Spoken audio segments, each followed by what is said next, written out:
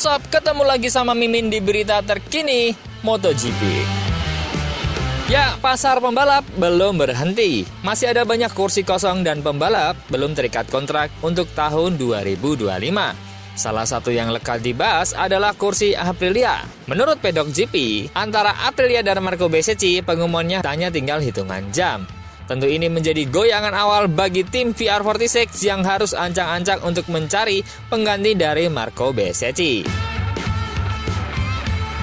Pasca pengumuman kedatangan Maverick Viñales dan juga Enea Bastianini di KTM, tim pabrikan Aprilia tetap menjadi salah satu formasi paling menarik di pasar MotoGP.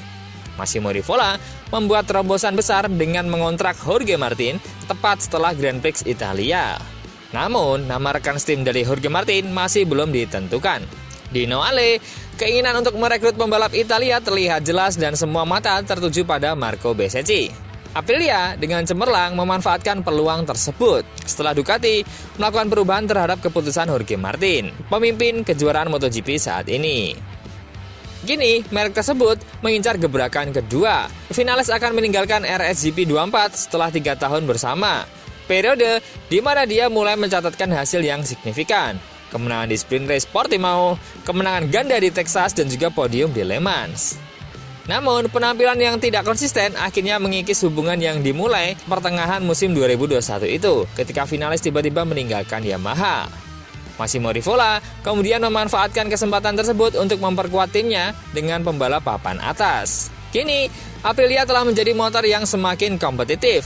Timnya mampu menargetkan talenta-talenta menjanjikan. Bezzecchi selalu menjadi target yang didambakan dan setelah Mugello, diskusi dengan VR46 semakin intensif.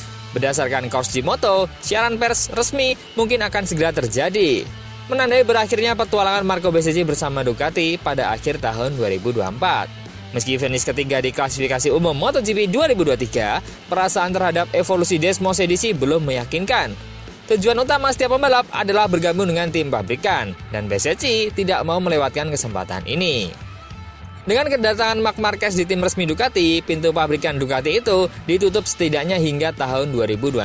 Sementara itu, Franco Morbidelli masih mencari tempat, sementara Pramac semakin dekat dengan Yamaha. Nah, untuk pembalap Italia Brasil itu bisa terbuka di VR46 bersama Fabio Di Gia nantinya. Namun, bursa transfer MotoGP selalu penuh kejutan dan diharapkan ada perkembangan lebih lanjut. Dengan langkah-langkah strategis ini, Aprilia bisa memposisikan diri menjadi pemain kunci di kejuaraan mendatang, mengandalkan sepasang pembalap yang mampu bersaing dengan yang terbaik. Goyangan kedua adalah kandidat Morbidelli. Morbidelli belum bisa tampil maksimal di Ducati, namun sudah menunjukkan progres bahwa pelan-pelan Morbi selalu mengisi barisan depan balapan. Yang tadinya ada di dasar klasemen, kini Morbidelli bisa merangkak naik ada di klasemen nomor 14.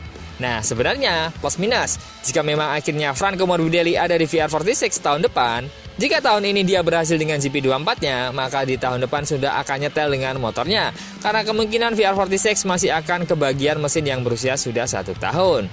Atau bisa dibilang mesin tahun 2024. Namun jika gagal, maka tahun depan sepertinya Morbido harus bekerja keras untuk membuktikan diri VR46 Racing Team. Tentu, sebuah perjudian dengan Di Gia yang harus menyesuaikan diri di GP24-nya lagi, yang belum tentu langsung klik. Dan Frankie belum bisa tampil oke. Tapi jika tahun ini oke, tahun depan bisa menjadi pesaing kuat di kubu Ducati.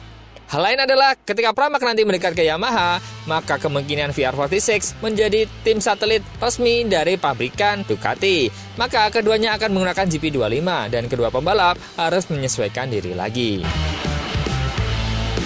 Goyangan ketiga adalah prestasi tim VR46 saat ini belum sebaik tahun lalu. Tahun lalu, seperti yang kita bahas tadi, Marco Bezzecchi bisa mengamankan posisi 3 klasemen. Bahkan di awal-awal kompetisi, dia bisa menjadi runner-up karena nyetel dengan motornya. Nah, tahun ini yang diharapkan adalah menjadi acuan. Bezzecchi malah kesusahan dengan motornya. Fabio Di Gia, sang rider barunya, malah lebih baik dibandingkan Marco Bezzecchi. Itu pun hanya mampu menorehkan hasil di posisi 9 klasemen. Sedangkan Marco Bezzecchi keluar 10 besar ada di nomor 11. Tentu, hasil yang kurang disukai oleh sebuah tim balap. Terlebih, Marc Marquez dengan kendaraan yang sama mampu menjadi nomor 3. Ini akan menjadi sebuah acuan bahwa motor spek 2023 dapat dimaksimalkan hingga posisi 5 teratas di grid MotoGP. Goyangan keempat berada di internal VR46. Meski tak berhubungan langsung dengan tim balap, namun tetap saja ini bukan kabar baik bagi VR46. Harus dikatakan bahwa bahkan bagi orang-orang sekaliber Rossi, periode yang lebih rumit bisa datang dan inilah yang terjadi salah satu bisnisnya. Faktanya, fase yang sangat negatif terus berlanjut di VR46 dan media balap Italia Tutto Motori Web menganalisis secara detail apa yang terjadi. Pria asal Tafulia ini diminta untuk segera menemukan solusi yang tepat untuk memperbaikinya. Menurut apa yang diberitakan oleh website affaritaliani.it, krisis aparel VR46 tidak akan ada habisnya. Perusahaan tersebut mempekerjakan 45 orang. Pemulihan diharapkan terjadi pada 2023 mengingat berakhirnya periode COVID-19. Namun kenyataannya, keadaan tidak berjalan seperti ini. Pendapatan tahunannya anjlok dari 13,4 euro menjadi 9,3 euro atau 235 miliar menjadi 163 miliar.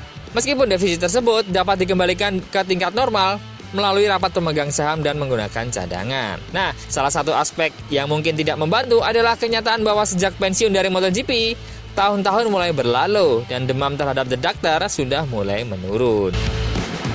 Ya itulah sob, beberapa goyangan yang terjadi di tim VR46, baik dari dalam maupun dari dalam tim VR46. Apakah tahun depan bakal kejadian Fabio Di Gia duet dengan Franco Morbidelli dengan motor 2025? Menurut teman-teman gimana? Coba komen.